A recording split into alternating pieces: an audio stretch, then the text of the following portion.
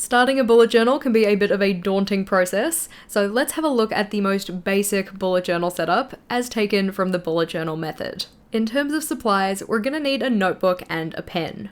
It doesn't matter which combination of notebook and pen that you use, though the general preference in the community is for a dot grid notebook, but the biggest recommendation here is to make sure that you test the pen and notebook combo at the back of the notebook, so that you know the two of them actually work well together. You don't want the pen showing through to the other side of the page. This is either called bleeding if it goes the whole way through, or ghosting if you can see a shadow of the pen. Opening up our journal, on the inside cover we have what is called the nameplate page. Depending on the notebook you've picked, this may be pre-printed into your notebook, or you can just use the first page in the notebook to put your name down. I can totally understand the pressure that comes with this first page of the notebook, so oftentimes I don't actually like to start here. Instead, what I'll do is flip forward to the first dot grid page in the notebook and start on that one. Some people like to use this page for something special, but as we're keeping this one to the very basics, we're going to be setting up an index. This is effectively a directory of where to find everything in your journal. At this stage, our notebook doesn't have anything in it, so I'm just writing the title of index at the top of the page. You can be a bit more decorative with your lettering if you want to, or just keep things super minimal like I've done here. This is your journal, so do what works for you. How many pages you use for your index very much comes down to personal preference and how many entries you're intending on adding to your index. In my first bullet journals, I added a lot of entries to the index, but as time went on, I added less and less. Knowing that about myself, I'm just going to keep this index to one page. Flipping over though, and we're now into what's called a spread, or two blank facing pages. Here we're going to set up our next layout, and this is going to be a future log. This is a space to record any date-specific future happenings, whether they be tasks or events. There are a lot of ways to set up a future log, but one of the most basic ways is to use a ruler to divide each page into thirds horizontally, and then write the names for 6 months at the top of each segment. How many months you want to add to your future log depends on a range of factors. For instance, how far in advance you know things are happening, and also how long your journal is going to last you. Most people find that their journals last from 6 months to a year, but this very much depends on how much you're putting into your journal. And also how big your notebook is. For your first bullet journal, it's a safe bet to put in enough segments to last the full 12 months. As you bullet journal more, you'll better know how many months you actually need to record. As we have 6 months per spread for this style of future log, I'm flipping over and setting up the next 6 months on the next spread. You may have noted that I didn't start this calendar at January. That's because you can start a bullet journal at any time. I was setting this one up at the very start of August, so I made my first segment for August. Now as we actually have some layouts in our notebook, we need to add those to our index. A directory like that will only work best if it's actually kept updated, so all we have to do is number the pages of our future log. I like to put these in the outer lower corners of the spread, and then add the future log title and the page numbers it's found on to the top of our index. Between the future log and our next layout is an opportunity to put in what are called custom collections. These are the collections that are outside of the core or fundamental bullet journal collections, two of which are the future log and the index, which we already set up. Custom collections, though, are an opportunity to add and make your own. As we're keeping to the basics in this video, we won't be setting up any custom collections, but it's worth considering if there are any other start of journal layouts that you want to set up. Flipping over from our future log though, and it's time to set up our monthly log. This is going to be for the first month that you'll be using the journal, and given that at the time of filming this we're in August, I'll be setting it up for August. The monthly log is another layout that has a range of different styles that you can use, but going with the most basic version, we can consider the spread in two halves. On the left-hand page, we have a monthly timeline, which just involves writing out the numbers and day initials for each day of the month down the side of the page. And then on the other side, we have a monthly task page, or a mental inventory. On the timeline is where you can add date-specific entries, whether that be planning ahead for things to come, or using as a record of what has already happened, or a combination of both. This monthly log marks the start of a new month though. We'll want to add it to our index for easier finding.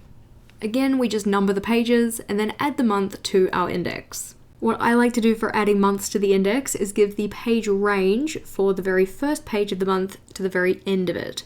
So I'm just writing in the first page here, and I'll add in the last page for the month as a whole come the end of the month. Just as we had before, after the monthly log is an opportunity to put in some more custom collections, typically the ones that are done on a monthly basis.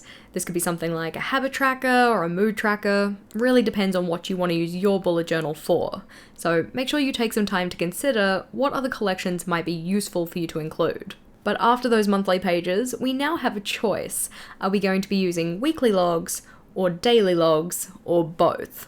Both weekly logs and daily logs are in the core bullet journal collections, so we'll look at both starting with weekly logs. Just like all the layouts we're talking about in this video, there are plenty of options for how you can set up a weekly log, but we're going to look at the one suggested in the original bullet journal method. This is a full page spread that you typically set up at the end of one week, moving into the next. The left-hand page gets a header for the week that just passed, putting in the date range that that week spanned, and then the right-hand page gets the same, but for the week coming up. The left-hand page is going to be used to reflect on the week that was, so either using bullet points or long-form journaling to reflect on the week's happenings and your thoughts and feelings, while the right-hand page is going to be used for any tasks or actions that you want to tackle in the week ahead. While this is a new layout that we've set up, we're not actually going to add this one to the index. Typically, weekly logs and daily logs don't get added to the index, just so that you can see the more big ticket items at a glance, and they're not kind of crowded up with all of that weekly and daily planning. Of course, this is your journal, you can add them if you want, but typically people choose not to. After the weekly log though, we can set up our daily log. This is another one of our core collections, and the structure of this one just involves adding a header for the current date to the top of the page. Underneath this is where you'll add your daily entries, such as tasks, events, and notes. In the original bullet journal method, we just set up one daily log at a time, so adding all of our entries for the day before writing in our next daily header underneath to start the new daily log. Again, these daily logs don't get added to the index, just because then it would be a little bit harder to see those big ticket collections and their locations at a glance. Don't think I'd forgotten that nameplate page though. Now as I'm feeling more comfortable in the journal, I'll flip back and add my name to that inside cover. Oftentimes I will pencil this in first, just to ease some of my new journal anxiety, but here I'm just going in with pen. Flipping through what we've set up though, we have the nameplate page, which funnily enough has our name on it.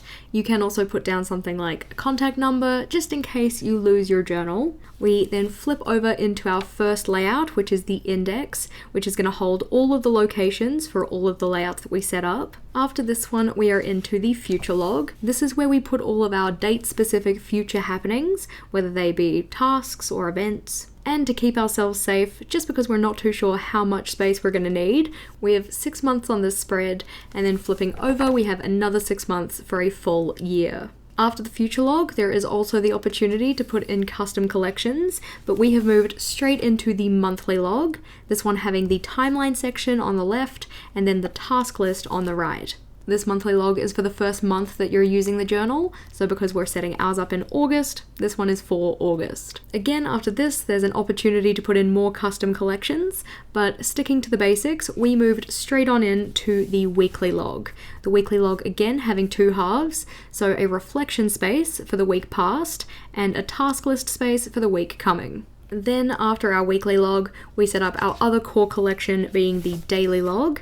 The daily logs just get a header for the day that you're working on, you write out all of your tasks, events, and notes associated with that day, and then you put in the header for the next day. While this was a very basic look at how to set up a bullet journal, what if you were looking for a little bit more than just the basics? In this video here, we talk about how to set up a bullet journal that is specifically tailored to you. But if you're very much a beginner and want a little bit more advice before you get started, then the one at the bottom is for you. Click or tap on either of those and I'll see you over there.